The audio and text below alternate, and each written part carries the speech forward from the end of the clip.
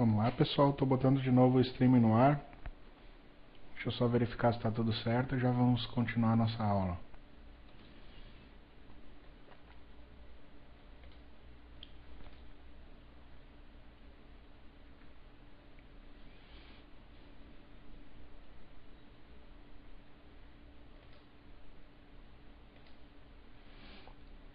Vamos aguardar um minutinho aí até o pessoal reconectar.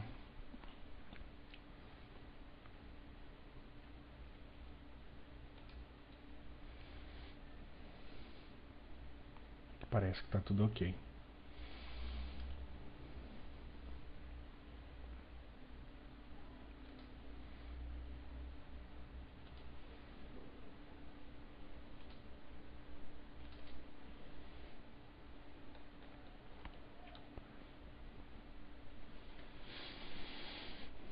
Bem, vamos lá então. Então, ontem, como eu expliquei, do top 10 de vulnerabilidades da WASP, a número 2 é Cross-Site Scripting, né, o XSS. O XSS ele é um ataque que geralmente ele é feito como um corner case, ele é feito pelas beiradas, na verdade. Ou seja, ele é feito como uma ferramenta auxiliar para um outro ataque secundário, né? O XSS em si, ele está tentando a todo custo fazer uma escalada de privilégio, descobrir um usuário e senha para ter acesso ao sistema que você quer explorar. Então, o objetivo aqui da gente se proteger de XSS é evitar justamente a fuga de uma credencial, a fuga da credencial de um usuário. Isso no Plone a gente tem que trazer para que cenário? No cenário de autenticação de rede baseada em cookies. Tá? Desconsiderando aí o fato, por exemplo, de que essa autenticação ela pode, esse usuário e senha, né, que está trafegando na rede, ele pode estar em branco, ele poderia estar sendo interceptado na rede. Se o atacante não está na sua rede, se ele está numa outra rede, numa rede externa, você está lá no meio da Rússia, da China, esse cara, para conseguir ter acesso a teu usuário e senha, ele vai ter que usar de alguma estratégia para te enganar, né? Ele vai ter que utilizar de alguma estratégia para fazer com que o teu usuário e senha seja enviado para ele sem você perceber, né? Então, todo o objetivo do XSS é a gente ter acesso ao document.cookie. Né? O document.cookie ele é uma variável que no contexto de JavaScript vai dar o valor de todo o cookie que o navegador tem para aquele domínio atual. Né? Ele vai te dar todos os cookies, pode ter mais de um. Né? E como o Plone utiliza um cookie para autenticação, a gente faz a autenticação baseada em cookies, esse cookie pode ser, através de código JavaScript, enviado como um parâmetro para uma variável, para uma URL que a gente pode vir a acessar. Né? Então isso consiste do ataque de XSS. A autenticação por cookie em si não tem nada de insegura.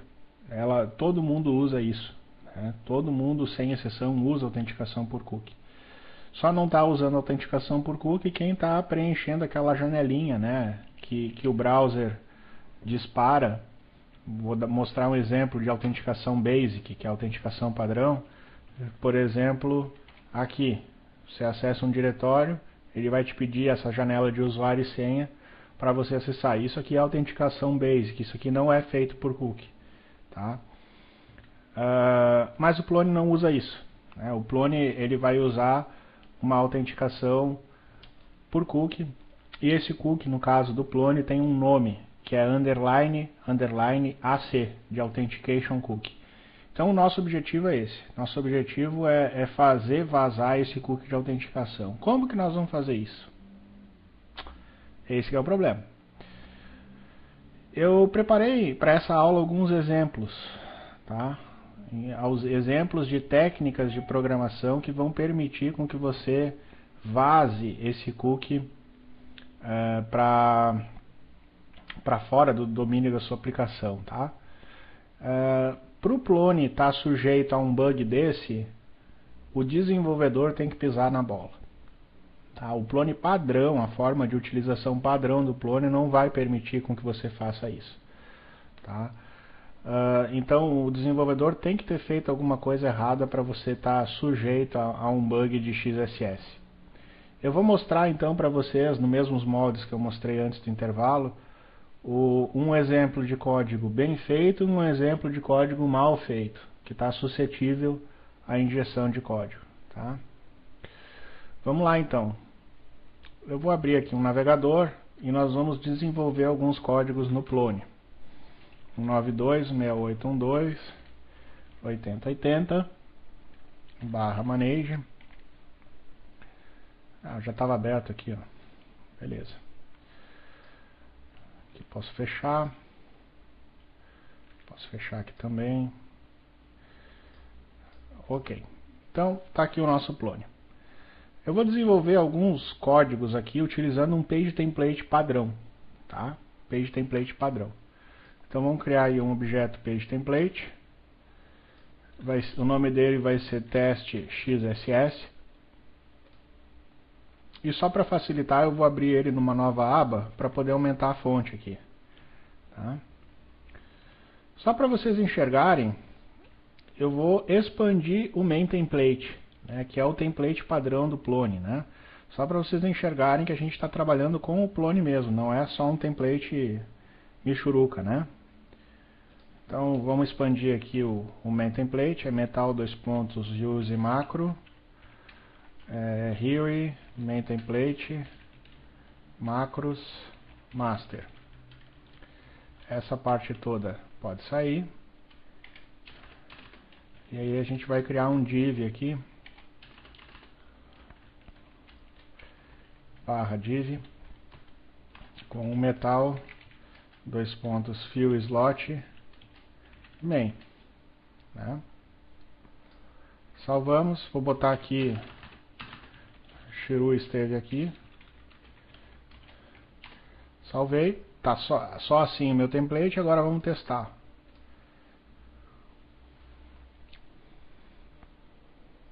Então tá aqui o nosso template com o skin do Plone renderizado e só a string que eu coloquei no miolo do nosso template, ela está sendo renderizada aqui nesse slot, né?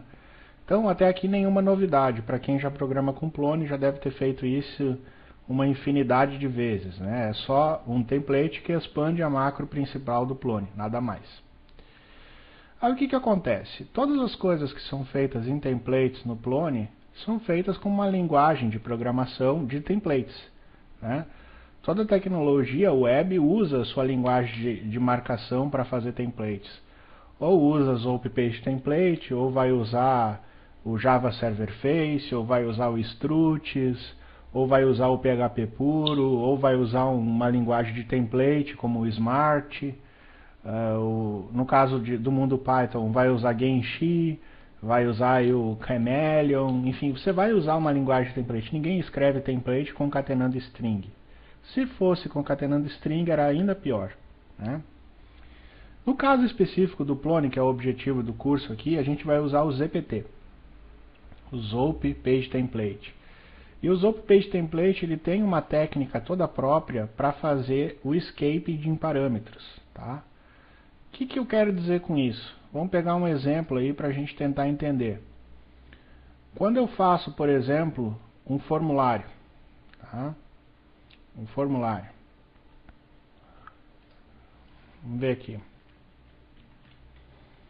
Vou criar aqui um formulário. A action desse formulário é o próprio teste XSS, tá? Então, ele vai dar submit para ele mesmo. Então, a action aqui vai ser /teste XSS. Tá? Method igual a post. Vamos fechar o formulário. Aí nesse formulário eu vou ter aqui, digite um texto, 2 pontos e vai ter uma caixinha de input. O input type vai ser text, name igual ao valor do meu texto, né? Name igual a valor. Deixa eu ver se eu estava usando o valor no outro. Eu vou botar nome. Aqui eu já tenho o código numa outra janela para conferir visualmente. Nome. E aí o seguinte, o conteúdo desse input ele pode ser dinâmico, tá? A pessoa vai digitar ali e logo embaixo eu vou fazer o seguinte, eu vou criar aqui uma tag H3 que vai ter oi, espaço e aí um spam com o nome da pessoa. Ok? Fecha o spam, fecha o H3. Um exemplo bem simples, tá?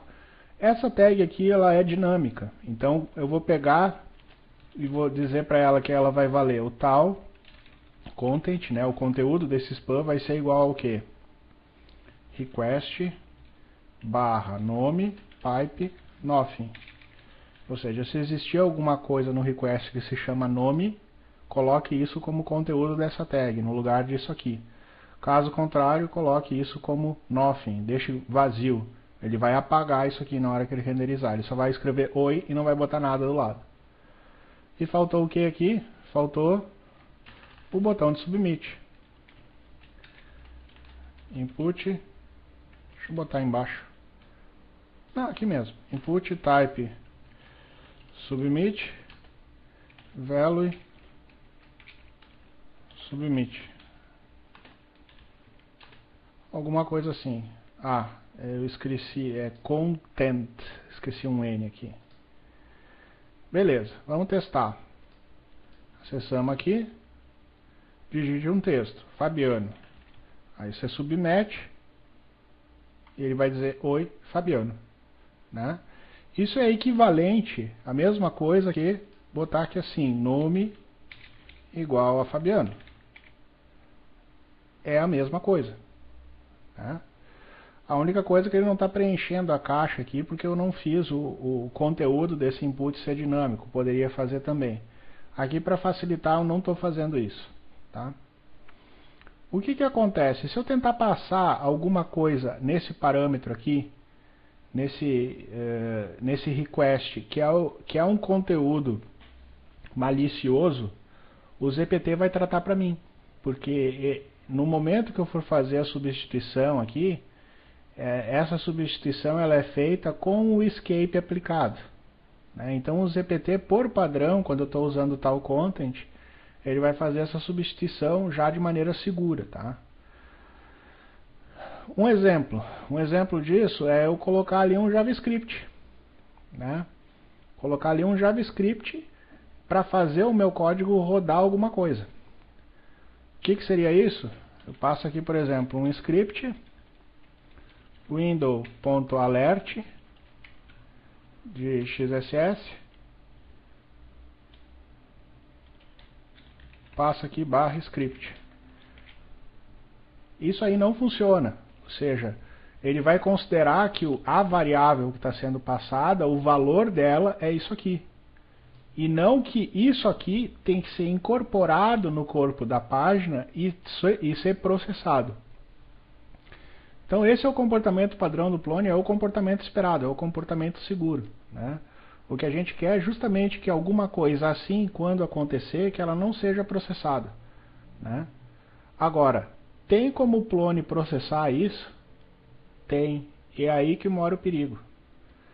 Se o teu programador, ao invés de estar usando essa sintaxe, usar essa sintaxe aqui, botar um structure, dois pontos,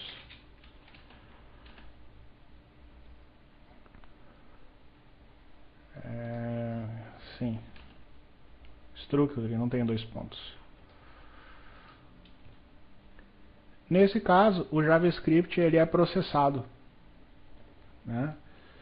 E, infelizmente, o que está acontecendo aqui é que você acabou de gerar um possível ponto de ataque para XSS. Porque é baseado nessa característica de você poder passar um atributo manipulado para a página, e esse atributo, ao invés de ser escapeado e exibido, ele é processado. É nesse ponto aqui que o ataque de XSS vai operar, que ele vai poder ser efetivado. Tá? Até aqui, alguma dúvida, pessoal?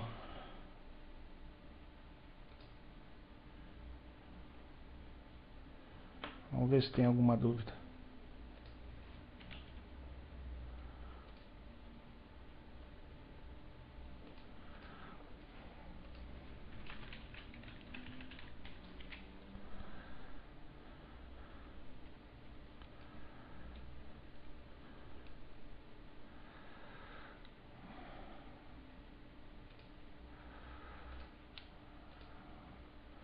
Vocês sabem que podem fazer perguntas para mim pelo Google Talk, né?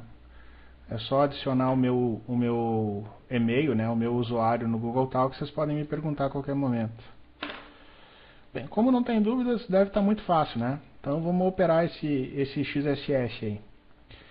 O que eu consegui agora? Eu consegui através... Deixa eu dar um OK aqui. Eu consegui através dessa sintaxe aqui, que tem o structure, eu consegui fazer a injeção de um código através de um parâmetro, e esse parâmetro, ao invés de estar sendo exibido na página, ele está processando. Né? O que eu posso fazer com isso? Né? Por que isso é perigoso? Isso é perigoso porque eu consigo exibir nesse JavaScript, eu consigo, através desse JavaScript, ter acesso ao document.cookie, que é um elemento que está no navegador da pessoa, né, e que só é acessível à pessoa que está utilizando. Né? O cookie ele tem essa estratégia, né? Ele só vai ser acessível para a pessoa que está naquele navegador, que está utilizando aquela sessão. Né? Quando você fechar o navegador, o cookie some, ele desaparece da máquina. Né? E o cookie ele tem essa característica, ele por ser utilizado para fazer uma credencial, todos os cookies que são setados no servidor, eles são armazenados no cliente, e os requests posteriores, esse cookie ele é enviado num header. Ele é enviado num header do request para o servidor manter aquela pessoa que estava autenticada nos requests posteriores também autenticada. Né? Então o cookie é quem vai manter a credencial. O formato dessa credencial nesse momento é irrelevante para a gente. Não importa o que tem ali dentro. Tá? O fato é que toda aplicação que utiliza cookies para fazer a autenticação vai ter o uso de um cookie para armazenar essa credencial. E essa credencial vai estar no document.cookie. Tá? O que nós vamos fazer agora? Nós vamos dar um jeito de colocar um JavaScript aí para conseguir extrair, quando a pessoa acessa a página com esse parâmetro, conseguir extrair qual é o cookie de autenticação que a pessoa tem. Tá? Nesse meu caso, que é o caso que eu estou aqui, eu não estou autenticado por cookie. Tá? Eu estou autenticado através da ZMI, que é uma autenticação basic. Tá? Então aqui eu não estou autenticado por cookie. Para eu ter certeza que isso vai funcionar, o que eu preciso fazer? Eu preciso me autenticar apenas por cookie. Então nós vamos fazer isso. Eu vou fechar aqui, fechei. No caso do Firefox tem um atalho para isso, que é Ctrl+Shift+Del, onde você apaga todos os dados pessoais. Cookie é um dos diversos tipos de dados pessoais. Então aqui eu vou apagar tudo, apagar histórico, apagar senha, apagar cache, apagar tudo que eu tenho. Apaguei. E fechei o browser. Tá? Fechei o navegador. Nesse momento, se eu voltar lá e tentar acessar, eu não estou mais autenticado. Ok? Não estou. Pode ver que a interface mudou, eu não estou mais autenticado. O que eu vou precisar fazer? Eu vou precisar acessar aqui e botar o meu usuário e senha e me autenticar por cookie. Essa janelinha que vocês estão vendo aqui, ela é feita via jQuery. Né? Ela é equivalente a uma página HTML utilizada para fazer autenticação. A gente não pode confundir ela com a autenticação basic. Né? Então, o primeiro passo é me autenticar por cookie. Vamos ver então. Tem que pegar o usuário e senha, não lembro da senha. Deixa eu ver se eu consigo abrir aqui. Aqui. A senha é um monstrinho. Ok, me autentiquei. Ok, estou autenticado por cookie. Como é que eu sei que eu estou autenticado por cookie? Bem, confie em mim, vocês estão. O fato é que se eu quiser enxergar esse cookie, eu vou ter que utilizar uma extensão aí, né, para ver o valor desse cookie. Tem várias extensões que fazem isso. Vamos instalar uma extensão rapidinho aí. Vou pegar um exemplo aí da Web Developer, por exemplo. A Web Developer tem uma opção para listar os cookies que a gente tem gravados, né, para nossa sessão.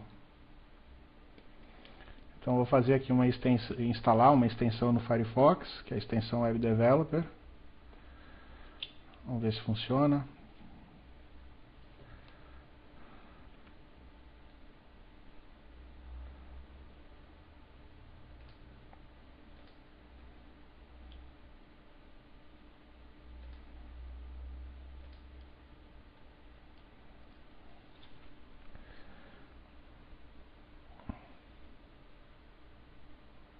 Ok, beleza. Reiniciei.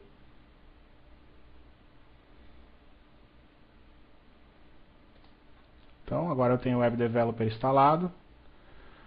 Continuo autenticado, porque quando o browser resetou, ele voltou, mas ele já lembrou da minha sessão, né? Então ele reautenticou para mim com cookie. E agora, se eu analisar aqui em exibir a barra do Web Developer, eu vou ter como ver os cookies, tá? Então tá aí o meu cookie, justamente o cookie que eu tinha comentado para vocês, que é o cookie de autenticação do Plone. Tá aqui ele, tá? O problema não, o fato é que esse cookie ele só vai estar disponível dentro desse meu navegador, né? Para eu fazer com que ele saia daqui e seja enviado lá para a China, eu tenho que colocar ele através de um JavaScript malicioso, eu tenho que colocar o conteúdo desse cookie como um atributo de uma tag, um atributo de uma tag não, de um link que aponta para o lugar para onde eu quero mandar esse meu conteúdo desse cookie malicioso. Então o primeiro passo de fazer a escalada desse XSS, a escalada desse privilégio, é escrever um JavaScript, um pequeno JavaScript que consiga extrair o valor desse cookie para mim, né? Que eu consiga, através de JavaScript, exibir o conteúdo desse cookie. Como é que a gente faz isso? Vamos codificar. Vamos voltar lá no nosso template de teste de XSS. Abrir uma nova aba aqui. Está aqui ele, né? Eu estava passando alguma coisa assim, nome igual a um script, né? Script, aí window.alert, isso já é JavaScript, XSS, aí eu baixo com barra script. Ok. Então aqui, nesse lugar aqui, eu vou ter que passar um JavaScript, que ele vai ser o responsável por exibir o conteúdo do meu cookie. Não é muito difícil isso. O que eu tenho que botar aí? É o document.cookie, né? Que é o que está documentado mesmo. Aqui ele, ó. Está no próprio exemplo lá da WASP. É esse cara aqui. Então se eu mandar exibir aqui o window.alert ao invés de uma string, mandar exibir o document.cookie, pronto. Consegui explodir aqui mandando o cookie de autenticação através de JavaScript, tá? Só que, claro, aqui eu estou dando um alert, né? O objetivo, provavelmente, de um ataque de XSS é que você conseguisse montar uma URL dessa, que, na verdade, a URL faz o quê? Faz um redirect com um parâmetro, né? O que ela vai fazer? Em vez de fazer um window.alert, ela vai fazer alguma coisa como um document.location variável, né? Alguma coisa assim, ó. Em vez de fazer um window.alert, ele vai setar um novo document.location, tá? Que vai ser igual a uma URL qualquer, tá? Essa URL, para facilitar, eu vou escrever um script, mas ela poderia ser uma URL no domínio remoto, domínio do atacante, né? Poderia ser uma URL, sei lá, no servidor na China, por exemplo. Eu vou chamar ela aqui de script. Vou criar um script aqui que é só um dump request, tá? O que ele vai fazer? Ele vai dar um return de context.request. O dump request ele é um script bem padrão do Plone, né, do Zope, que o que você passar de variável para ele vai fazer um dump, né? Se isso aqui fosse um script de atacante mesmo, de um russo ou de um chinês que estivesse tentando explorar um XSS, esse script provavelmente ia fazer algo semelhante a isso, só que ia gravar isso num arquivo de log, para depois você conseguir interpretar esse arquivo de log e extrair dos logs as credenciais que você vai utilizar para operar o ataque real. Então o que a gente vai fazer? A gente vai fazer com que o nosso script de XSS aqui, esse cara, no parâmetro nome desse template, ele vai passar um script que vai ser document.location é igual a esse cara, http esse cara aqui, ok? Só que em vez do A ser igual a 1, o A que a gente vai passar para o dump vai ser document.cookie. E aí está o problema. Aqui ele processou, e aqui ele processou o XSS em background, mas não mostrou nada na tela. Você nem sabe que foi atacado e que sua credencial foi exportada para um outro servidor, tá? Como é que eu sei que isso aqui foi acionado? A única forma de saber isso é olhar os logs do servidor. No caso aqui, eu estou simplesmente mandando ele processar, né? E ele não armazena isso em nenhum lugar, né? Ele simplesmente é um script. O que ele receber, ele vai processar uma tela dessa. Mas nesse caso ele está dando um redirect para essa variável e não está de fato processando nada.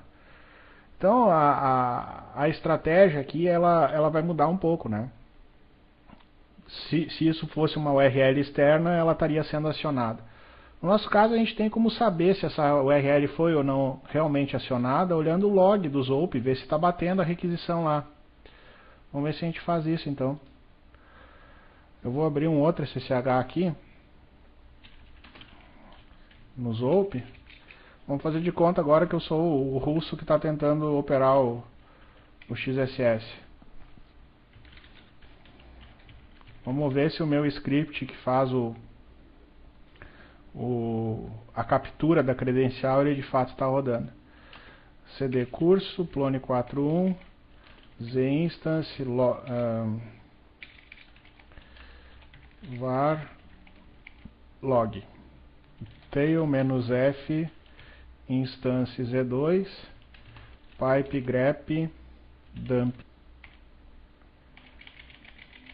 Vamos ver o que vai chegar aqui. Acessei novamente a URL e, de fato, a minha credencial ela chegou para mim. Ó. Ele está passando.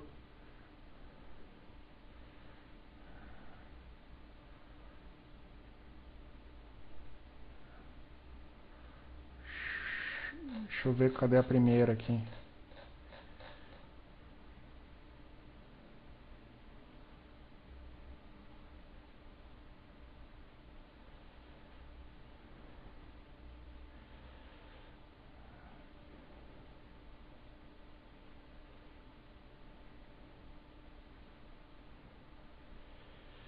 Nesse caso aqui não tá muito claro.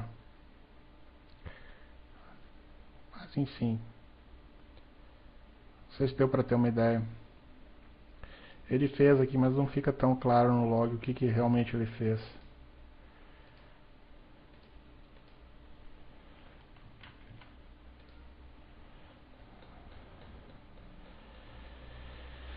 Bem, vamos tentar facilitar um pouco esse entendimento.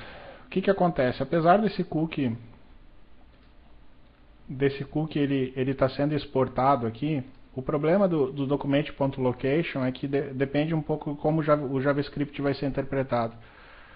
O fato é que eu posso, né, através de um JavaScript, mandar isso, por exemplo, num SRC de uma imagem. Poderia codificar aqui um documento, né, e colocar o SRC dessa imagem com um JavaScript que faz essa extração, né, e manda como parâmetro o cookie. Para ficar mais fácil, nesse caso específico, deixa eu pegar o exemplo anterior. Aqui. Nesse caso específico, o que acontece? Eu estou dando um window.alert de todos os cookies. Como eu expliquei, os cookies, o document.cookie ele pode ser uma espécie de vetor de todos os cookies que o navegador tem. A gente não está interessado em todos, a gente está interessado apenas em um deles, que é o __AC.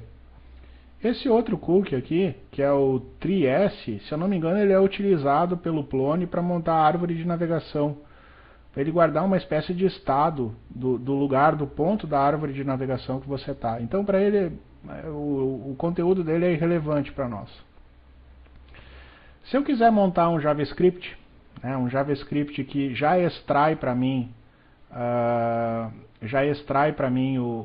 __AC e eu só fico com esse valor aqui, eu posso fazer isso. Né? Eu posso fazer isso e inclusive passar esse JavaScript no próprio atributo de injeção aí do XSS.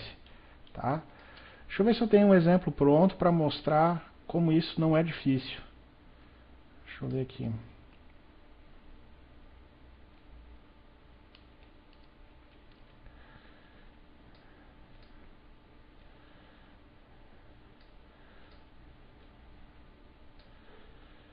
Deixa eu pegar esse arquivo aqui.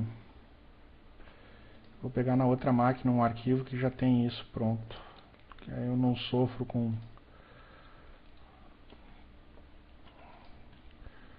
home, Chiru, desktop, segurança. Aí eu tenho esse cara. Deixa eu ver qual que é.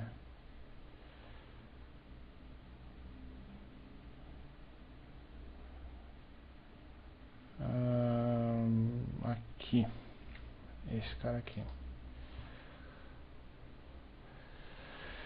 Ok. O exemplo que a gente está querendo montar é esse aqui. Ó. Aqui nesse link, vamos ver se ele ainda funciona. A última vez que eu dei o curso ele funcionava. Vamos ver.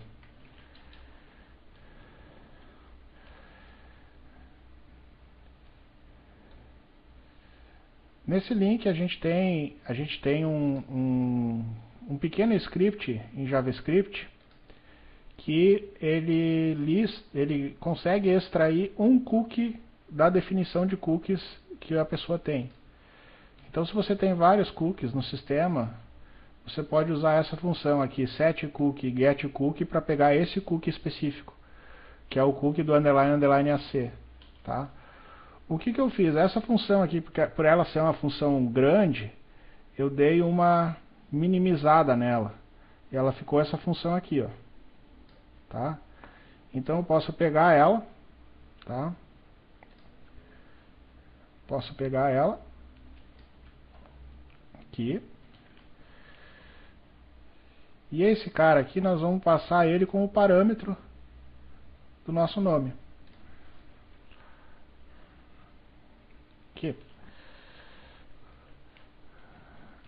Só que aqui é dump request. Vamos ver se é dump request. É dump request. Ok? Ó. Percebam que agora ele inclusive travou aqui, né? A interpretação disso, porque ficou uma função, um parâmetro gigantesco sendo passado aqui, né? Mas enfim, tudo isso foi por quê? Foi porque eu já fiz, né, a invocação aqui do header location. Deixa eu dar um alert, é mais fácil do que ficar mudando o location. Para eu fazer o alert, deixa eu ver o que eu preciso pegar.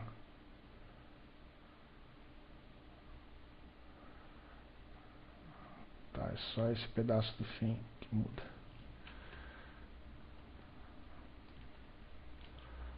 Aqui.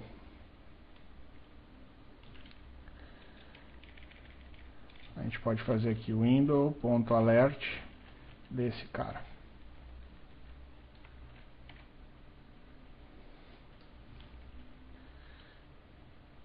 Será que eu cortei alguma coisa sem precisar? Provavelmente.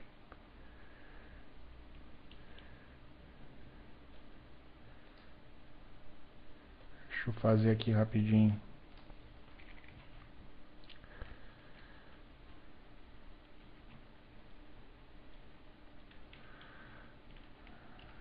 Alguma coisa assim.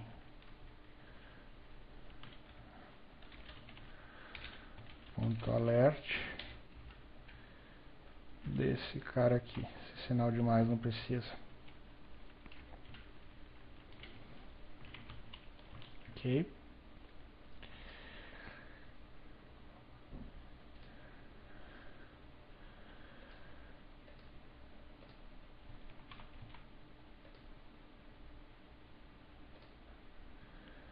Ok. Só que aqui, ao invés de ser só esse script aqui, nós vamos colar esse aqui um pouquinho maior. Não está rodando. O que eu fiz de errado?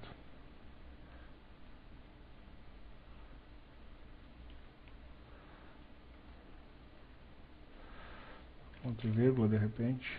Não. Bem, vou ter que ver, mas o fato é que dá para extrair esse cookie. Visualmente a gente já consegue ver isso, né? Mas você consegue através de JavaScript extrair esse cookie aqui facilmente, tá? Aí você se pergunta, poxa, eu tenho o cookie de autenticação, como é que eu vou operar o ataque para fazer a escalada de privilégio? Bem, se eu tenho o cookie de autenticação, não importa como esse cookie está estruturado, o que ele significa, o que ele tem dentro. Um atacante ele pode simplesmente fazer o que a gente chama de reply de pacotes, né? Ele pode fazer um acesso ao seu site usando o mesmo conjunto de cabeçalhos que você tem. Ele pode forjar o envio desse cabeçalho no navegador como se ele fosse o dono desse cookie, né? O que esse cookie tem dentro não importa, né? Agora tem um aspecto especialmente preocupante do Plone, que é o fato desse cookie no Plone guardar o usuário e a senha, tá? Como eu falei, isso é irrelevante, porque a partir do momento que você já tem o cookie, não importa o que tem dentro do cookie, basta fazer reply de pacote, né? Mas no caso do Plone, você tem como extrair a senha daqui de dentro, tá? Eu vou mostrar isso agora para vocês verem como é fácil isso, tá? Como é bastante fácil fazer essa escalada de privilégio, tá? Como é que eu vou fazer isso? Deixa eu pegar aqui a receita de bolo.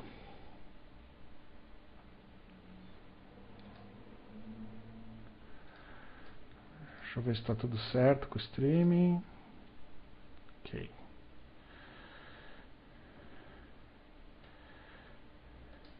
Bem, a própria receita ela está aqui. Deixa eu aumentar esse fonte que eu vou mostrar por aqui. No meu caso, deixa eu fechar isso aqui. Aqui.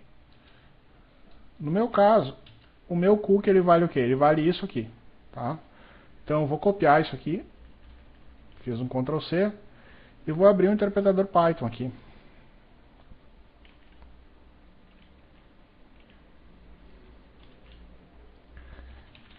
Você pode fazer isso em qualquer linguagem. Vou fazer em Python por uma questão de comodidade. Então, o meu cookie,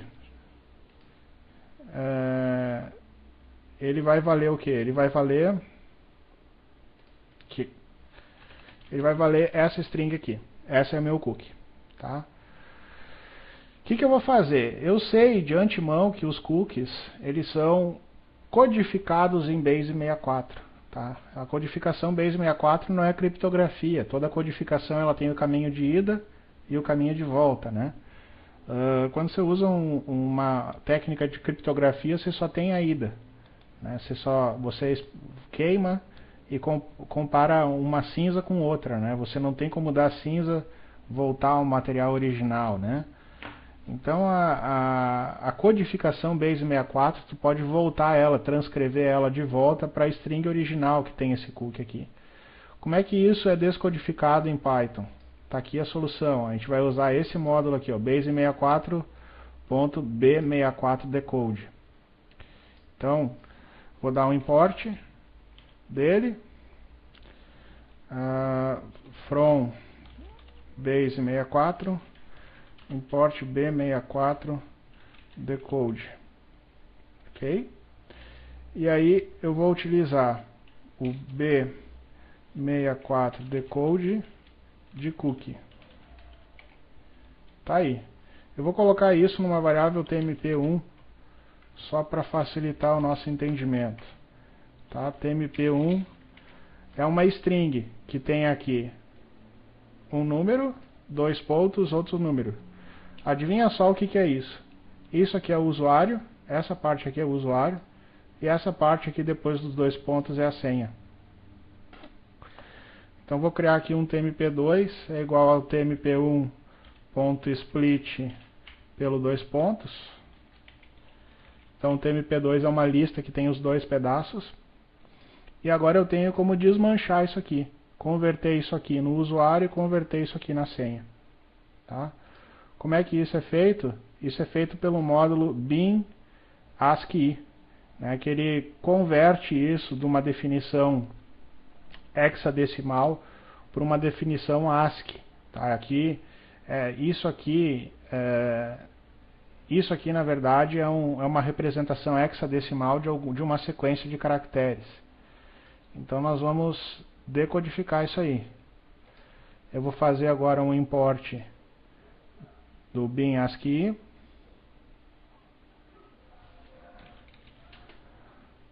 Está aqui o módulo bin ASCII. E agora nós vamos usar esse método aqui, unexilify. É um nome horrível de falar, mas é para converter isso. Então é bin ASCII.unexilify de temp2 de 0, porque é uma lista, né? Então a gente tem aí o admin e a nossa senha. Ok? Então tá mais do que provado que com clone XSS não é difícil de fazer. Tá? Vamos ver se tem alguma pergunta. Senão eu vou repetir e vou revisar aí o conceito. E aí a gente vai entrar nas considerações técnicas aí de como evitar isso, o que a gente deve fazer para se proteger. Vamos ver se tem alguma pergunta. Geralmente assusta um pouco quando eu mostro essa de desmontar a senha a partir do document.cookie. Saber que isso está trafegando em branco na tua rede é um pouco assustador. Principalmente quando a gente lembra que tem algumas pessoas que usam autenticação unificada, né? Então a tua senha do teu sistema de diretório, por exemplo, a LDAP, se ela está sendo usada para autenticar no clone e você não tem nenhum tipo de criptografia, isso está passando em branco na rede. Não é exatamente em branco, né? Mas como vocês viram, dá para pegar a string codificada que está no cabeçalho do cookie e a partir dela desmontar qual que é a senha.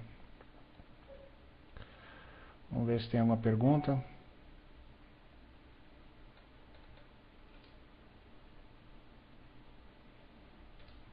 Não? A princípio não. Bem, vamos dar uma revisada então. Vamos dar uma revisada porque o caminho é longo aí. Então vamos lá. Eu tenho aí no início, né? Eu tenho aí o problema todo é qual? O problema todo é a forma como é que o meu template foi escrito, né? Toda a origem do meu problema veio daí. Então vamos voltar lá ao primórdio. O que eu fiz de errado no meu template? De errado no meu template eu fiz pouca coisa, né? Eu só menosprezei a necessidade de fazer escape de alguma coisa, tá? Opa, não é esse. É esse cara. Cadê o teste XSS? Aqui está ele. Né? Então no meu template a única coisa que eu fiz errada foi isso aqui. Né? Ou seja, eu aceitei um parâmetro do request, né? E nesse parâmetro do request eu não estou aplicando escape nenhum. Esse escape automático, esse escape automatizado, ele já é feito pelo próprio ZPT. Eu, através desse structure, eu desliguei o escape. Né? Então, ao invés de fazer isso, eu fiz isso. E aí eu gerei a possibilidade de alguém explorar o ataque. Né? Desligando o escape, o que acontece? Acontece que a minha variável nome, só lembrando, né, aqui eu tenho uma variável nome no request, que é o que está sendo colocado como conteúdo da minha tag. Né? Então, essa variável nome ela pode ser manipulada. Eu posso passar um lixo para essa variável, eu posso passar ali um lixo não, né? Posso passar uma string aí que ela é, na verdade, um pedaço de código JavaScript. E esse código JavaScript, por estar executando no navegador da pessoa, ele vai ter acesso aos cookies que a pessoa tem. Tá? Vai ter acesso aos cookies de autenticação. Esse cookie de autenticação ele é o document.cookie, ele sempre vai ser o document.cookie. Tá? Independente de qual é o sistema que você utiliza, se é Plone, se é PHP, não importa. Toda vez que você estiver utilizando a autenticação por cookie, o teu cookie de autenticação vai estar aí dentro. Às vezes tu tem mais de um cookie, né? Mas todos eles vão estar aí. E aí, o que é possível? É perfeitamente possível você inserir esse XSS de tal forma que você consiga transportar esse cookie através de uma URL, através de um parâmetro de URL, para um domínio externo, que pode ser um site de um atacante. Tá? Isso pode ser feito diretamente em cima do domínio que você quer atacar, ou pode ser feito com domínio cruzado. Né? Não existe nenhuma necessidade de eu fazer a injeção do código e explorar o document.cookie do próprio código que está sendo explorado. Eu posso estar interessado em exportar o document.cookie de um subdomínio. Né? Os cookies, quando eu pego ali domínio document.cookie, né? Como é que ele sabe que ele tem que me exportar o document.cookie desse site? É porque os cookies eles têm um escopo, né? Um escopo do host aonde é que eles estão sendo solicitados, né? O host que criou um cookie, somente requisições daquele host é que podem ter acesso aos cookies que aquele domínio criou. Se isso não existisse, se essa questão de segurança não existisse, era muito pior. Eu poderia fazer um negócio desse e poderia estar operacionalizando um ataque de cross-site scripting para pegar o cookie de autenticação do Gmail, por exemplo. Ou o cookie de autenticação do Facebook. Isso eu não vou conseguir sem fazer uma injeção de XSS no próprio Facebook, que é bem mais difícil, né? Então, essa característica dos cookies, ela meio que limita, né? Eu sou obrigado a fazer isso no próprio site ou num subdomínio. Nesse caso, eu não estou fazendo domínio, estou fazendo em cima do IP, né? Mas o cookie, ele é perfeitamente possível de você fazer um acesso num subdomínio. Ele fica amarrado, por exemplo, quando você criou o cookie no www. Sei lá, tjdftjusbr, que é o domínio de uma parte do pessoal que está vendo o curso. Se você quiser fazer um ataque num outro servidor do mesmo domínio, que não é o www, pode ser, por exemplo, sei lá, o www.3.tjdft, o cookie ele vai ser lido. Né? Você, dependendo da forma como você criou o cookie, parametrizou o cookie, você tem ainda esse risco para mitigar. Tá? Por padrão, os cookies no Plone eles são para domínios estritos. Tá? Então, você só estaria permitindo que o cookie fosse lido pelo próprio acesso ao domínio, né, que criou ele. Mas você tem, principalmente em aplicações que fazem single sign-on, você tem às vezes cookies que são permitidos para subdomínios de um domínio maior. Por quê? Para você compartilhar o cookie entre diversas aplicações web e fazer o login único, né? O login único nada mais é do que um cookie que é autenticado, um cookie que é compartilhado entre diversas aplicações para fazer o login apenas uma vez. Tá? Então, nesses cenários é ainda pior, é ainda mais arriscado você ter XSS. Muito bem. Aí a pessoa codificou o template. Esse cara aqui não precisa. Codificou um template, botou um instructor aqui e, como esse era um atributo do request, ele permitiu o XSS. Permitiu com que ele tivesse acesso ao document.cookie e isso, através de JavaScript, é relativamente fácil de você mandar essa informação para fora do seu domínio, né? Muito bem. Eu mostrei o que depois? Mostrei que no caso do Plone isso é ainda pior, porque esse cookie de autenticação eu tenho como desmanchar ele, né? Eu tenho como recuperar o usuário e senha que são donos desse cookie de autenticação. Como é que isso é feito? Mostrei para vocês aqui. Eu tenho uma variável cookie, que tem o cookie de autenticação. Essa variável é uma variável que está codificada em Base 64, então eu consigo descodificar ela, né?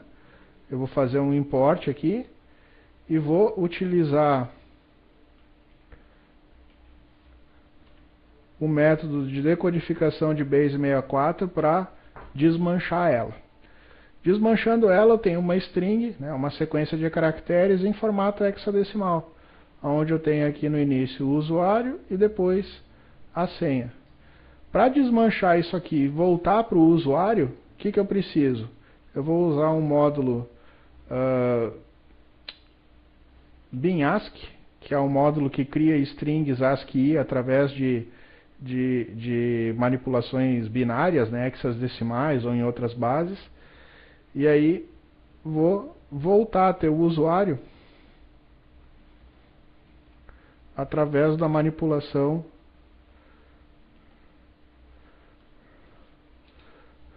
dessas partes aí, das partes que tem antes e depois dos dois pontos. Beleza. Agora vem a pergunta. Fabiano, muito bem. O que eu faço para não cair nessa cilada? O que eu faço para não ficar sujeito a um ataque de XSS no Plone? Bem, a primeira coisa é evitar a todo custo que você utilize esse modificador structure no Zope Page Template, né? Então, tudo isso aqui só foi possível porque alguém fez isso aqui, colocou um structure num Page Template. Isso significa que structure é completamente proibido em Page Template? Não, tem algumas situações que tu pode usar. Só que tu só pode usar isso quando a variável que está sofrendo o structure é uma variável que não é passada no request sem fazer nenhum tipo de verificação, né? Se você fizer isso com uma variável que é passada no request sem verificação, você está correndo um risco desnecessário, tá? E às vezes é muito confortável para o programador você fazer um structure, tá? Às vezes é muito confortável isso, tá? Um exemplo clássico de structure é quando a gente está trabalhando com HTMLs que tem listas, tá? Às vezes, para facilitar a vida, ao invés de você fazer uma manipulação com tal repeat e varrer a lista, às vezes você usa um tal structure para você poder utilizar uma expressão Python onde você substitui o enter por um BR. Só que esse BR que você vai gerar, ele não deve ser um BR conteúdo de tag, ele tem que ser um BR que ele é um BR tag, que deve ser processado, ele não deve sofrer escape, tá? Então isso eu já vi em muitos lugares, tá? Eu mesmo já, no passado, antes de me preocupar com essa parte, eu já fiz esse tipo de coisa. Então, bem, ficou um pouco complicado. Deixa eu mostrar na prática o que um programador desavisado pode fazer né, no intuito, às vezes, de tentar gerar um código mais simples, ele acaba gerando um problema de segurança. Vamos pegar esse exemplo aí do Page Template dinâmico, onde a gente quer gerar uma lista separada com BR. Só para vocês entenderem por que o tal structure, às vezes, a gente pensa que ele pode ser usado, né, e deveria ser evitado. Vamos ver então. Vou fazer um teste XSS2 aqui. Primeiro vou criar um script. Esse script é lista cores, por exemplo. Vai ser uma lista de cores. Aí ele vai dar return de uma lista de strings com nomes de cores. Sei lá, preto, branco, vermelho e azul. Okay? Ele só faz isso. Okay? Agora vamos fazer um page template. Um page template chamado teste XSS2. Está aqui ele.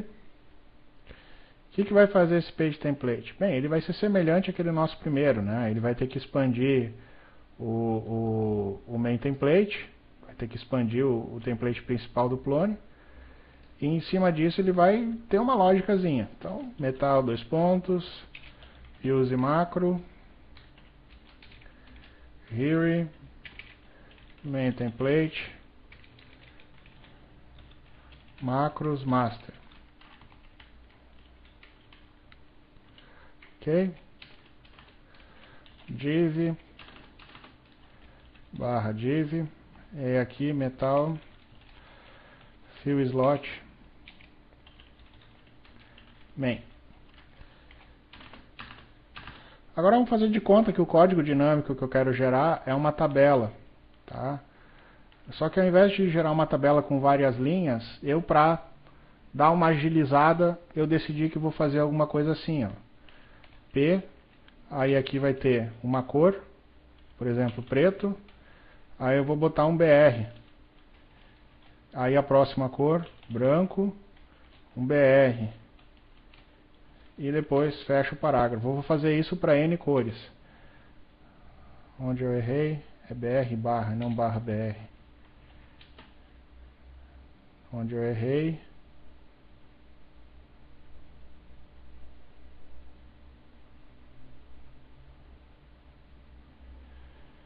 eu esqueci alguma coisa.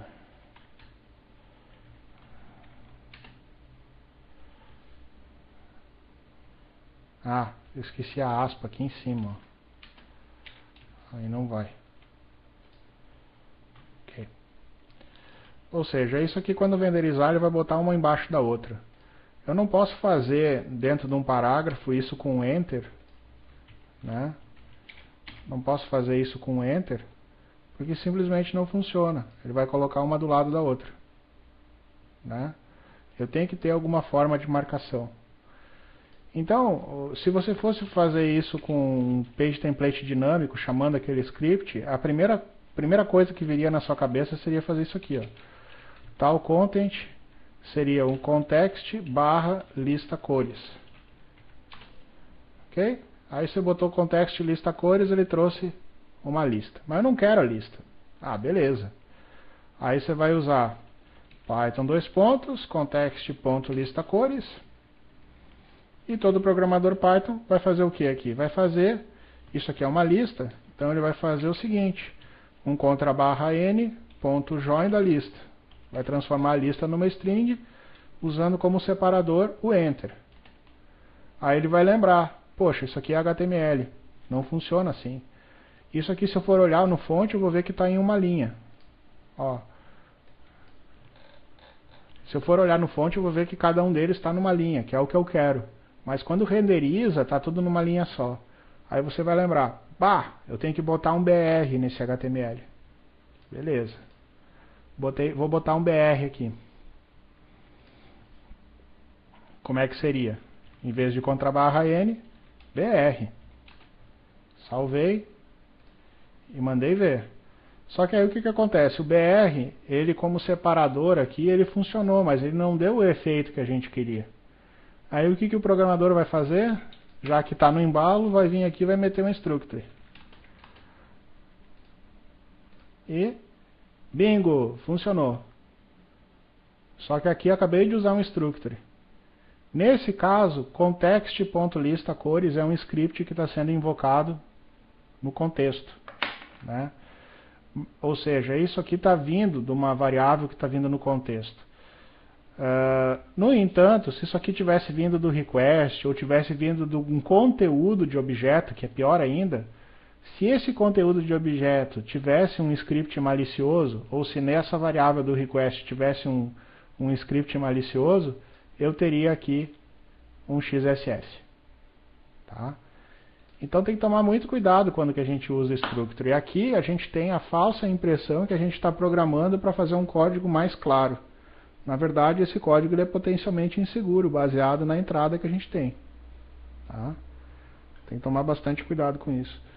Isso tem aos montes, aos quilos por aí. Basta você procurar. Eu diria assim que a primeira providência é você fazer um grep no seu código-fonte e procurar os lugares onde você usa tal content ou tal replace com um structure. Né? Toda vez que você usar um structure, um modificador de structure, para você desligar o escape que o template faz dos parâmetros, você tem que abrir um olho. Tá certo? Então esse é um ponto. Aí beleza. Eu fiz isso. Estou ainda seguro de XSS? Não necessariamente. Né? Não necessariamente eu estou 100% seguro do XSS. Aliás, eu acho que nunca ninguém vai poder dizer que está 100% seguro contra ataques de XSS. Por quê? Porque especialmente em aplicações web, os usuários criam conteúdo. E o conteúdo que os usuários criam é potencialmente malicioso, porque a gente não sabe, às vezes, que tipo de usuário a gente tem. Pode ser, às vezes, um usuário despreparado, um usuário, né, enfim, que acabou sendo influenciado, às vezes, sem querer, para colocar um conteúdo malicioso no site. Ou, às vezes, é um usuário que, né, botou uma senha muito simples no sistema, alguém descobriu e serviu como ponte para alguém arquiteturar um ataque de XSS desse. Se, por exemplo, um usuário de uma intranet, por exemplo, se um usuário de uma intranet usa uma senha muito simples, e essa senha é adivinhada por alguém, e esse alguém tem acesso a essa intranet, esse atacante tem a possibilidade de criar um tipo de conteúdo, né, que vai ter esse código malicioso, que vai ter essa estratégia aqui, ó, de exportar esse cookie para fora da intranet. Se ele fizer isso só com um usuário, perfeito. O problema é se esse usuário aí conseguir criar um conteúdo dentro da aplicação, esse conteúdo ficar persistido dentro da aplicação, né? Ficar armazenado dentro do site, e todo mundo que acessar a página que mostra esse conteúdo acabar sendo atacado, porque cada um deles vai processar essa página, cada um deles vai estar autenticado com um usuário diferente e vai ter um valor para document.cookie. Então esse é o pior tipo de ataque de XSS que tem, que não é feito através de manipulação de parâmetros, que é a forma como é que eu fiz aqui. A forma como eu fiz aqui é o XSS reflexivo, né, que ele é feito através da manipulação de parâmetros que não são corretamente escapeados. Se você faz um ataque de XSS storage, esse ataque ele é persistente, ou seja, alguém criou um conteúdo no sistema e todo mundo que acessar aquele conteúdo é automaticamente atacado. Sofre o ataque pela aplicação não ter conseguido fazer o escape adequado daquilo. Né? É um ataque pior ainda. Tá? Em toda a história do Plone, eu acho que só teve uma vez que teve possibilidade de ter ataque XSS do tipo persistente. Tá? Do tipo storage, né? E esses ataques ocorrem geralmente aonde? E eles ocorrem justamente aqui, ó. na área de edição de conteúdo. Né? O Plone, ele é um sistema que é especialmente seguro, por quê? Porque existe uma preocupação grande no Plone em fazer a filtragem do conteúdo que o usuário alimenta. Né? Existe toda uma preocupação em fazer validação de entrada. O conteúdo que o usuário alimenta é um conteúdo que passa por diversas transformações, por diversas camadas de transformações. Tem um componente do Plone que se chama o Portal Transforms. A função do Portal Transforms é justamente servir como um filtro de tudo aquilo que o usuário informa dentro dos conteúdos textuais. Ele remove os trechos daquele conteúdo que são potencialmente potencialmente arriscados, né? Danosos para a nossa aplicação. Ele vai remover, por exemplo, toda e qualquer ocorrência de JavaScript que o usuário pode ter digitado no código-fonte HTML daquele documento. Né? Se você está permitindo, por exemplo, com que alguém faça a edição de JavaScript dentro do documento de uma página editada pelo Plone, nada impede dessa pessoa, nesse JavaScript, estar fazendo acesso ao document.cookie e, de fato, operacionalizar aí o ataque de XSS. Tá? Então, as vulnerabilidades que a gente encontra no Plone, geralmente as vulnerabilidades que têm a ver com XSS, não necessariamente são vulnerabilidades que chegaram a ser exploradas. Geralmente são vulnerabilidades que os desenvolvedores acabam, por inspeção de código, acabam detectando justamente nesse mecanismo de filtro, que é o mecanismo que faz a limpeza de alguns padrões de tags. Então, à medida que o software vem evoluindo, a gente vai aprendendo a fazer a melhoria desses filtros para realmente eliminar combinações, às vezes, um pouco ortodoxas aí combinações estranhas aí. Não ortodoxas, não, heterodoxas seria. De combinações estranhas de formas de montar esse conteúdo malicioso, né? Remover JavaScript de um HTML é especialmente difícil. Não é uma tarefa fácil. Porque você pode, num documento HTML, escrever JavaScript de diversas formas. Você pode escrever JavaScript, por exemplo, numa tag script. Você pode fazer import de um JavaScript remoto, de um outro site, que é pior ainda, né? Se você for operacionalizar um ataque de XSS, a forma mais fácil é você ter um arquivo de JavaScript hospedado num servidor externo, né? Você não precisa se dar o trabalho de conseguir invadir o servidor para colocar um JavaScript lá dentro. Nada impede do navegador fazer um import de um JavaScript de um outro domínio, de um outro site. Então, um simples import ou um link com href, né, pode baixar um JavaScript malicioso. Você pode ter JavaScript sendo invocado em eventos de tags. Então, se você tem lá um atributo de uma tag, ele tem lá um onLoad ou um onFocus, por exemplo, esse atributo ele permite com que o valor do atributo dessa tag HTML seja um JavaScript. E tem combinações bem mais estranhas, né? Você pode inclusive ter JavaScript travestido de outras coisas. Você pode ter uma URL que aparentemente chama uma imagem JPEG ou um GIF, mas por baixo dos panos ela não chama um GIF, ela processa um JavaScript. Né? Então dá para fazer muita coisa aí nesse aspecto e não é uma tarefa muito trivial de você limpar isso, né? De você conseguir introspectar o código que o usuário está colocando dentro do sistema e garantir que aqui dentro dessa área não tenha nada de danoso, nada de arriscado aí. Então assim, no geral, você está protegido contra XSS.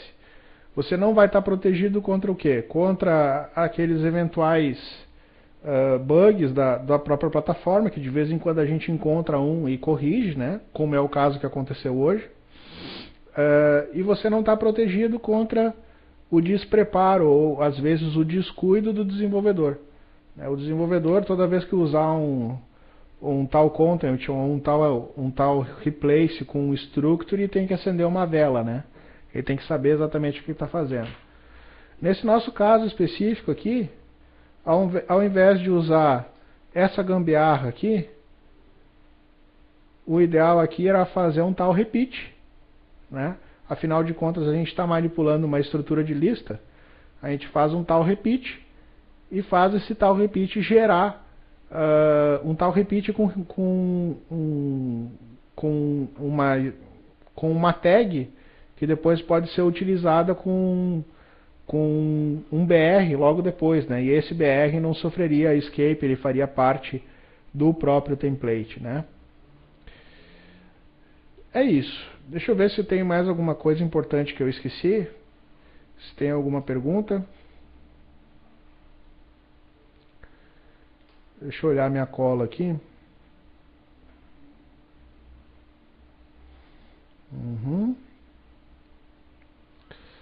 Tá ok.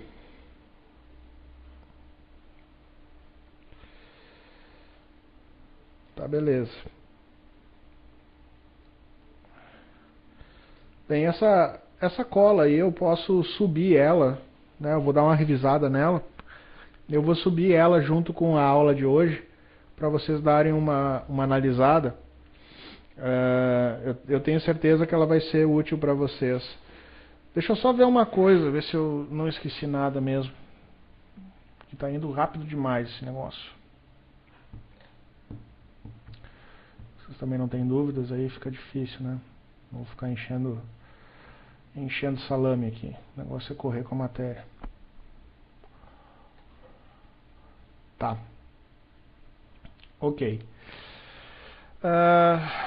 Tem uma coisa que eu não falei.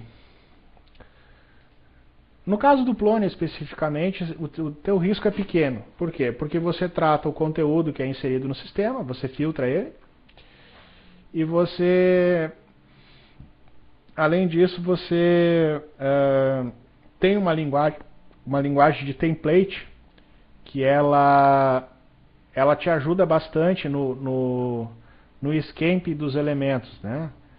Então, você está relativamente seguro. Agora, o que você faz para se proteger de XSS?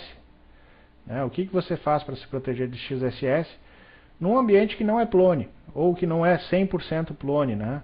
Num ambiente misto, num ambiente, às vezes, que você tem PHP, que você tem Java na mesma rede, né? O que você pode fazer para tentar se proteger disso?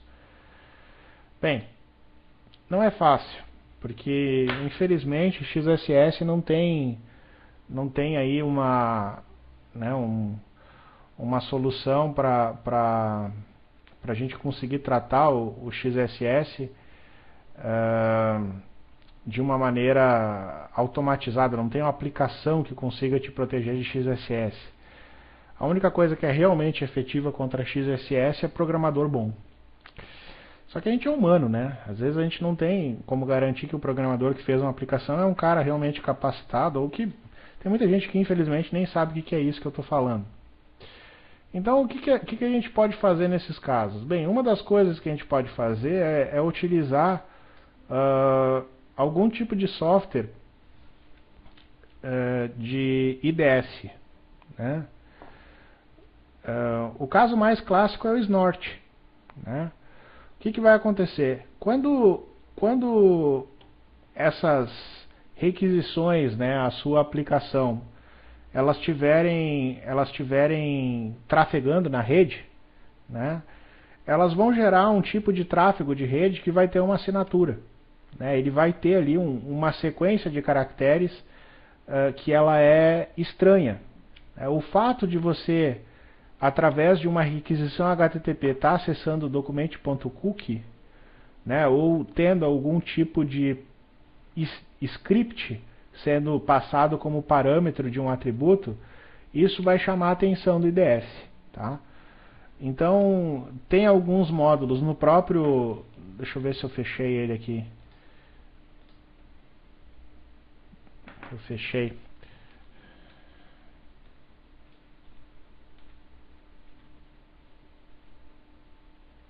Eu já fechei. Mas enfim, tem alguns módulos dentro do próprio Mod Security que eu comentei antes, na parte de injection, que podem te auxiliar. Então o teu site poderia estar embaixo do Mod Security, ou então usar um IDS. Né? Se você estiver trabalhando com IDS, IDS nesse caso seria mais indicado até, porque o XSS às vezes não, a grande maioria das vezes, ele é operacionalizado por coisas que não estão diretamente no teu site.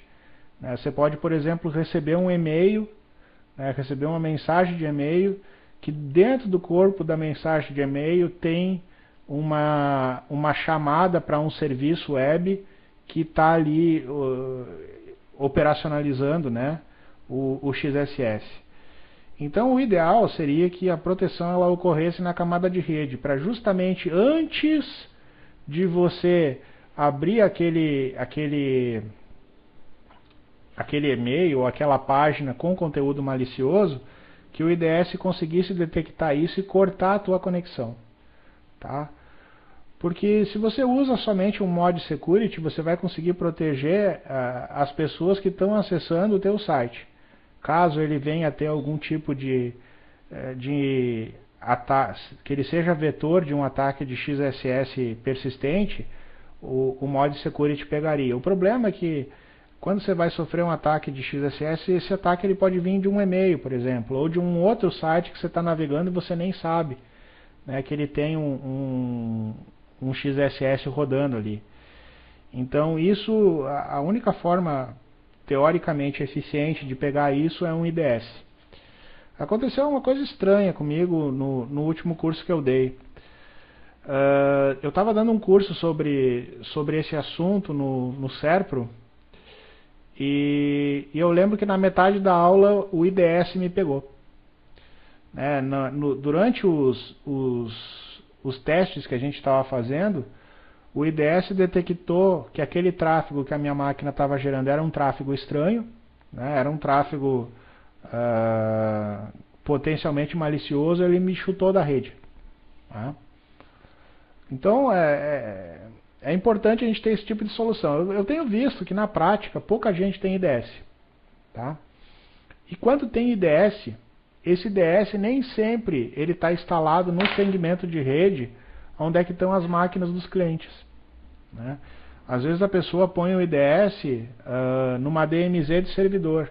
Né? E na DMZ de servidor você dificilmente vai ter tráfego de rede sendo gerado para um ataque de XSS, porque quem gera o ataque de XSS é sempre o navegador. É no navegador que está a credencial de autenticação que o XSS vai querer roubar. Então você tem que sempre abrir o olho, né? Ou pelo menos conversar com o teu gerente de rede para ele saber se ele está ciente disso, né? O IDS, o lugar correto de instalar um IDS para conseguir pegar esse tipo de coisa é antes do firewall, mas numa posição onde o roteamento da tua rede interna passe por ele, né? Que o teu IDS ele consiga escutar o tráfego do roteamento antes de chegar no roteador de borda, né? Então é um negócio um pouco complicado. Não é qualquer IDS, por exemplo, que vai ter a capacidade de fazer filtrar essa quantidade de acesso, né? E você tem que ter roteamento para o IDS conseguir fazer bloqueio de tráfego, né? Então a tua arquitetura de rede ela tem que permitir isso. Não é muito fácil de implementar isso.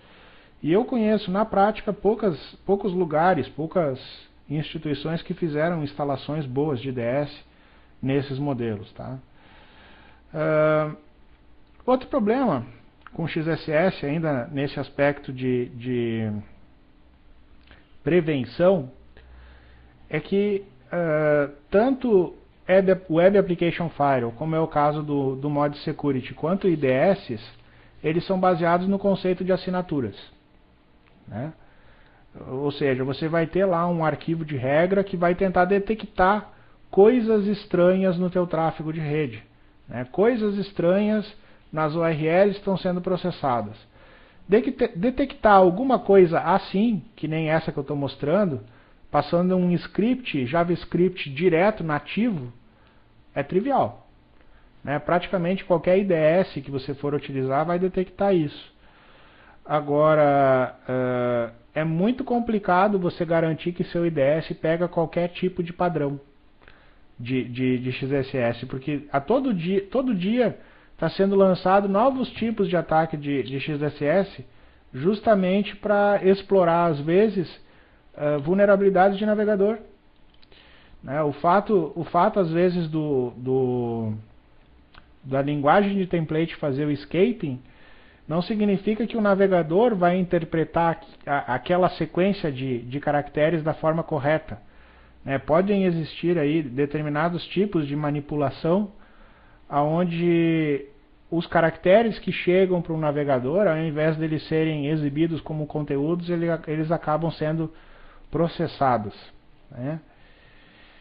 Isso é tão grave e é tão complicado de pegar isso, que existem pesquisadores, existem aí pessoas que se dedicam a catalogar padrões para injeção de código JavaScript para explorar XSS. Tá? Vamos dar uma olhadinha num catálogo desse de padrões, vamos ver se eu acho aqui. Eu tinha isso num bookmark, vamos ver se eu acho isso, para vocês entenderem onde é que eu quero chegar. Né? Deixa eu ver se eu acho isso aqui. Eu não esperava que hoje a gente fosse tão longe na nossa aula. Eu estava me planejando para mostrar isso amanhã. Então deixa eu catar aqui nos meus bookmarks. Deixa eu ver se eu acho isso.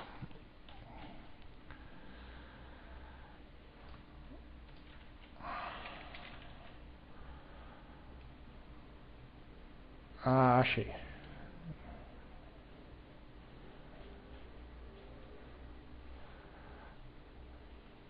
Essa URL é bem estranha. É o hacker.org, é o hackers.org/xss.html. Aqui eles têm, deixa eu aumentar a fonte um pouquinho. Existe aqui um guia, né? Um guia que ele é uma espécie de catálogo de padrões para fazer injeção de vetores de XSS. Tá? Esse hacker, o RSnake, ele é um hacker de primeiro nível. Aí. Ele é conhecido por implementar, catalogar essa parte de XSS e fazer diversas outras coisas. Ele tem alguns exploits famosos, enfim. Ele é uma pessoa bem conhecida aí, do submundo da internet, digamos assim. Vou mostrar alguns exemplos. Pegar, por exemplo, aqui, ó, um XSS, ele não precisa usar, por exemplo, o window.alert, tá?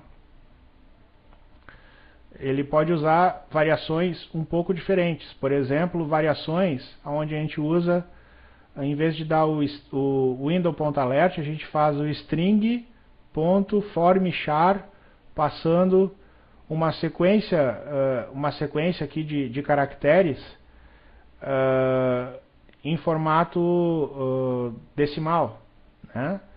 Então esse alert aqui, ele vai acabar sendo processado através de uma função de conversão do JavaScript. Tá? Aí o que ele faz? Nesse catálogo, ele tem ainda uma espécie de indicação em quais navegadores esse tipo de vetor para passagem de parâmetro ele funciona. Tá? Esse caso aqui ele funciona no Internet Explorer 7, 6, no Netscape 8, no Firefox 2 e no Opera 9. Tá? Por que eu estou falando isso? Porque não adianta eu pensar que eu vou bloquear XSS fazendo lá uma expressão regular no meu proxy. Digamos que você tem lá um proxy squid com todos os sites embaixo, né? Não adianta botar lá uma expressão regular, apareceu um window.alert de alguma coisa, você vai lá e dá um deny. Não funciona assim. a variabilidade dos padrões que você pode injetar num parâmetro que não está sofrendo escape é muito grande. Tem alguns que são bastante obscuros, por exemplo esse aqui, extremamente obscuro, né? Isso aqui é uma das formas de fazer a injeção de JavaScript. Tem algumas mais conhecidas, tipo essa aqui, ó, script com src, sendo que o src ele é externo, ele vem de um outro lugar. Outro dele é JavaScript 2 pontos. Esse aqui é o pior, né? Tu tem lá, por exemplo, uma imagem, isso aqui nem é uma tag script, é uma imagem qualquer. Só que o src dela, ao invés de ser um arquivo JPEG, né, ele pode ser um JavaScript 2 pontos com um código JavaScript depois. Permitir isso aqui é abrir porta para um XSS. Que mais? Tem algumas variações, né?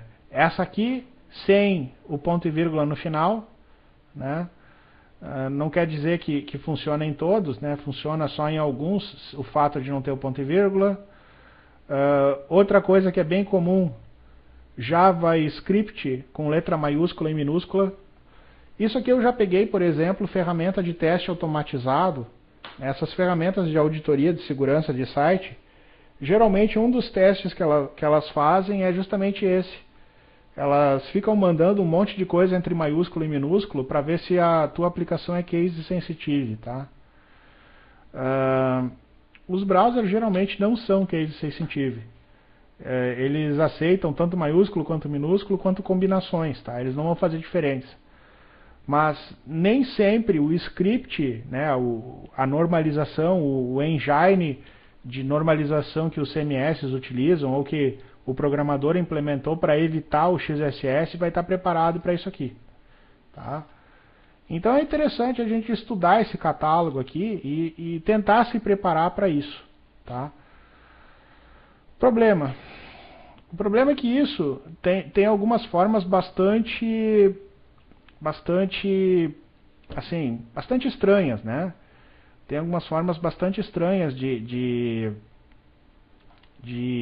isso ser processado. Deixa eu ver se eu lembro de uma aí.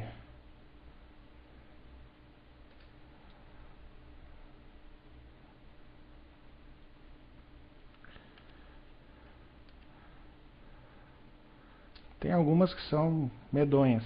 Ó, essa aqui é medonha. Essa aqui eu tô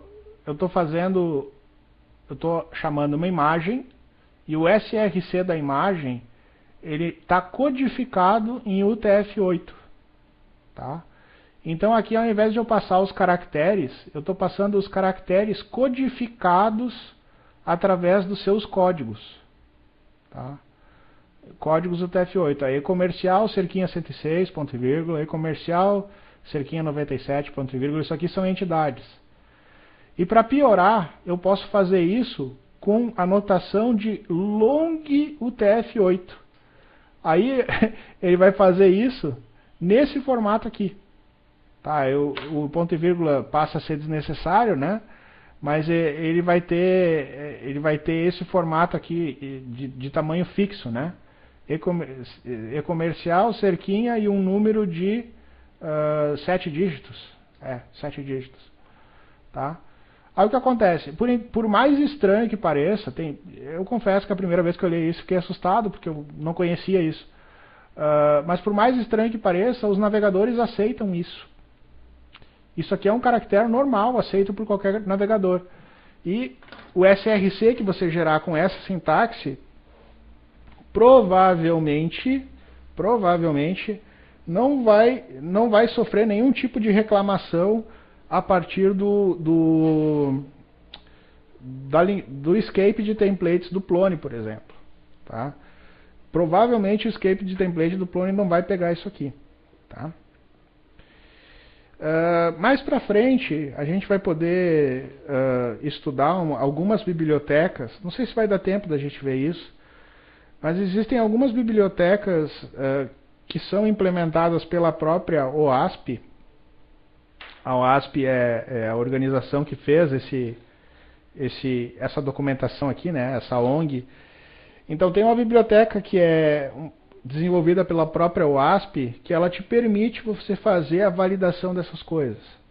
Né? De você pegar um atributo externo e se aquilo ali tiver codificado em long UTF-8, que é um formato altamente obscuro, mas que os browsers aceitam, você conseguir decodificar aquilo e ver se aquilo não bate com uma das suas regras de proteção de XSS.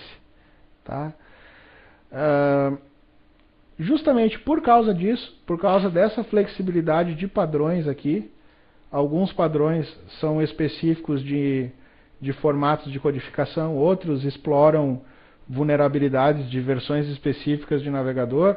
Por causa dessa miríade aí de possibilidades para você poder fazer uma injeção de XSS, que é tão difícil de você garantir que o clone vai importar um conteúdo HTML, gravar esse conteúdo HTML e garantir que isso não é malicioso. Tá? Não é nada trivial isso. Deixa eu ver o que mais tem de padrões aqui. Tem alguns que são bem...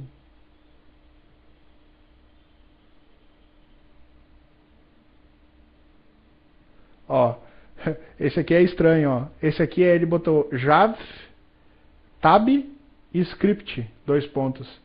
Esse aqui é um padrão que dá para fazer XSS no IE6. Né?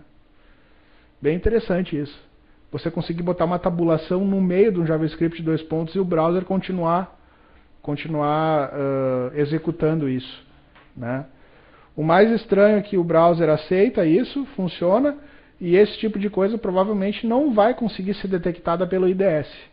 Dificilmente o IDS vai ter uma assinatura para pegar esse caso aí. Porque ele teria que pegar tab em qualquer posição da string, né? Não é muito fácil de fazer isso com expressões regulares.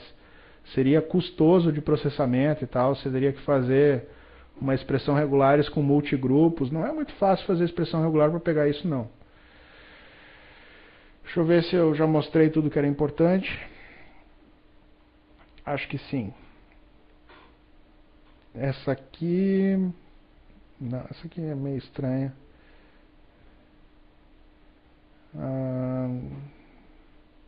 Essa aqui é... essa aqui é estranha. Essa aqui é com Enter. Né? Também é outro padrão de injeção de XSS.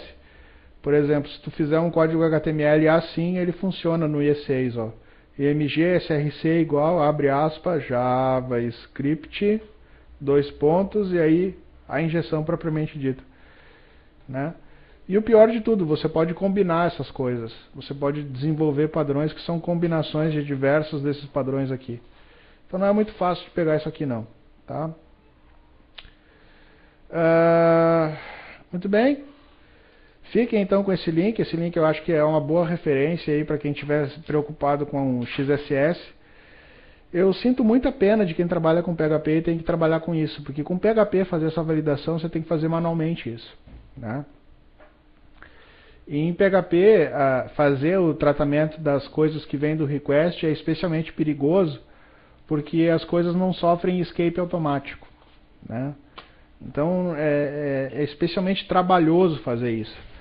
E um pouco por isso que PHP tem tanta vulnerabilidade reportada, né? Porque é relativamente simples, é muito complicado de tratar, torna, de certa forma, fácil do desenvolvedor fazer uma aplicação que pode ser explorada. Né? Eu não tenho nada contra PHP, o fato é que para você achar um bom programador PHP que consegue fazer isso de maneira segura, o cara tem que ser muito bom mesmo, porque é realmente muito difícil de fazer, muito complicado. No Plone você tem a linguagem template que te auxilia, e você tem, eu diria assim que 90% do trabalho é feito pelo filtrador de conteúdo, que é a entrada da informação, é onde a informação está entrando para o sistema. Né? Então se aquilo que entra no sistema é devidamente validado, a chance de você sofrer um ataque de XSS diminui muito. Tá certo? É isso aí.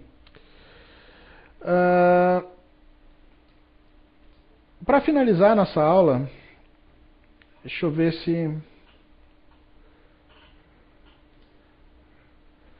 Se é esse aqui. Aham. Ok.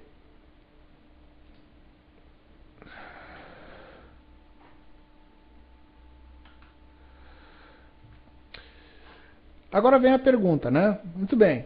Eu estou nesse cenário aí, agora que eu saí da ignorância, né? Eu estou com medo. Estou com medo de saber, por exemplo, que aplicações que eu posso ter dentro do meu parque de máquinas podem estar aí com problemas de segurança e eu nem mesmo saber disso. Como é que eu testo, né? Como é que eu testo se uma aplicação qualquer, não necessariamente uma aplicação que nem o Plone. O Plone eu já demonstrei, né? O Plone a gente tem que estar preocupado em fazer filtragem do conteúdo pelo portal Transformers e tem que estar abrindo um olho, né?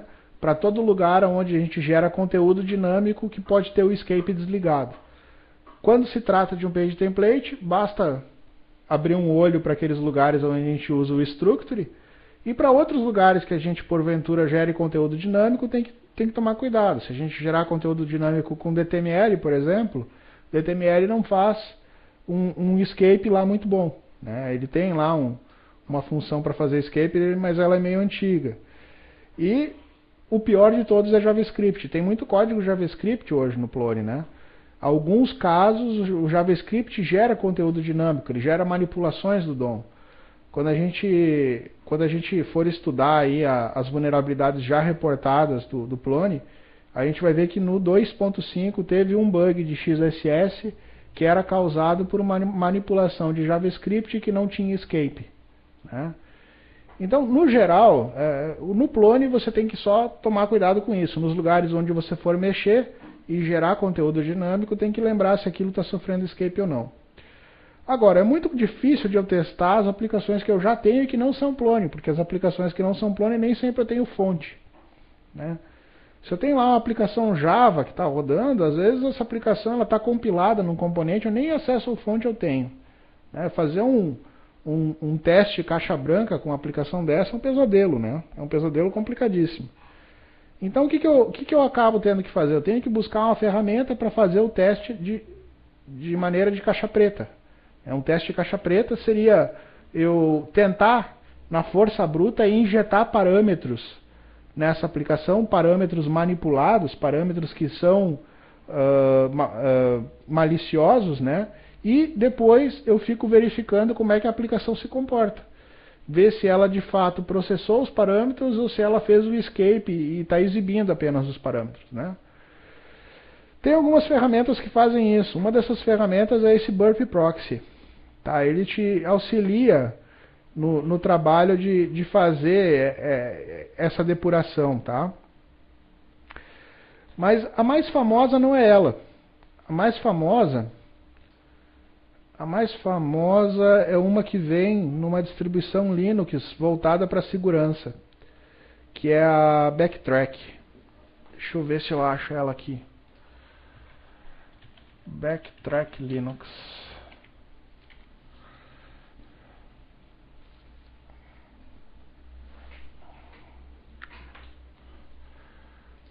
Tá aqui ela. Aliás, esse Backtrack na mão de uma pessoa que sabe o que está fazendo é uma arma de destruição em massa, né? Dá para fazer um estrago com isso aqui inacreditável. O que faz esse Backtrack? Esse Backtrack é uma distribuição, se eu não me engano, não sei se é Debian ou se é Ubuntu, mas enfim, ele é uma distribuição personalizada que ela já empacota um arsenal de ferramentas de segurança para fazer esse trabalho de auditoria, tá? Algumas dessas ferramentas te permitem você fazer a validação desses tipos de injeção de padrão aqui, né? Para ver se o teu page template está fazendo o escape correto das entidades, né? Para exibir elas ao invés do browser processar.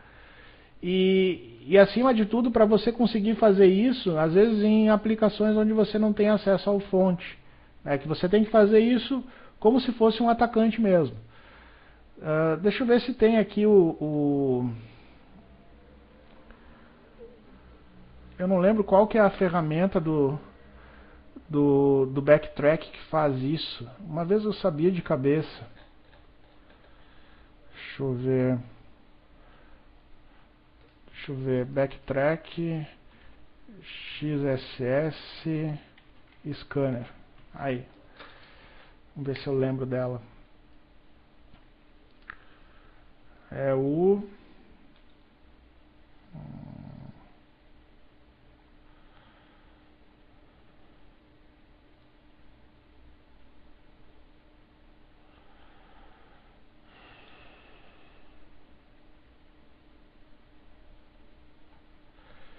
XSS Proxy. Deve ser isso.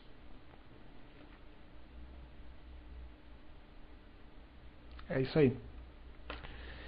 É esse cara aqui, XSS Proxy.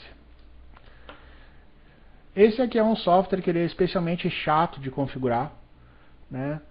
Ele é um software especialmente complicado de configurar, porque você tem que configurar ele como um proxy do seu navegador para testar o site que você está navegando, né? Então ele não é muito fácil de configurar. Mas como ele já está empacotado e já vem distribuído dentro dessa distribuição Backtrack Linux aqui, maravilha.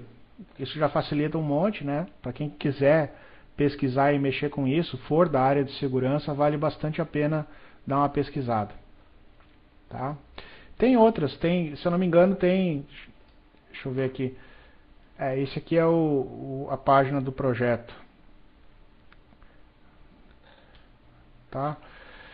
Enfim, tem outras ferramentas que se propõem a fazer isso. Algumas são gráficas, algumas funcionam como uma espécie de spider, né? Então tem diversos tipos de ferramenta para fazer isso.